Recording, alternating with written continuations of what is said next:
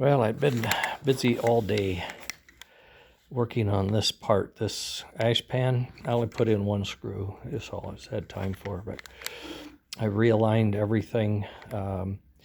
Everything is squared now, perfectly centered. I've determined the thickness and capabilities that I need down the side so that I can, at a later date, add those tabs that we talked about for mounting the body. I've worked on these clamps. I've added 2 screws so that they're more stable. The wires come up from the sides, they go in, and the other ends will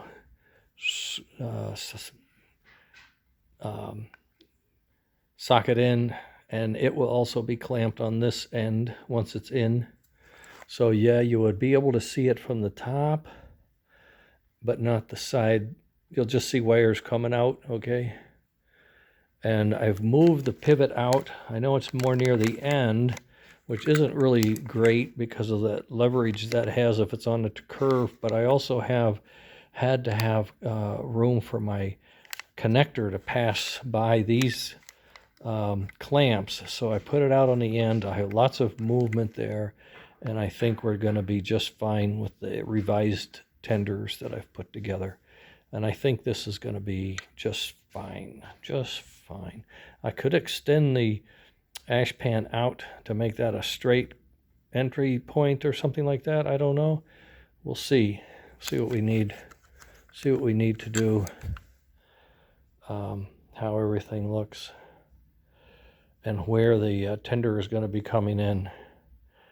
I think it's going to be fine. I think it's going to look great.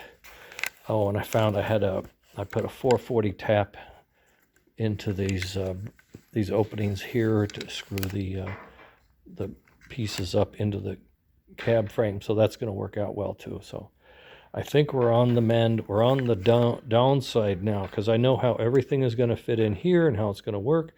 Now I'm going to go back to the tender and finish. I'm going to make the tether wires.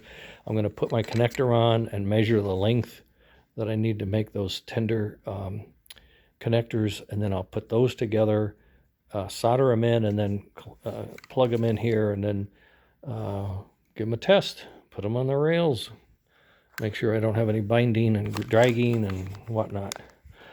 And then I got to take this apart and adjust my chuff sensor, and then I think this thing will be ready to go. Okay, later.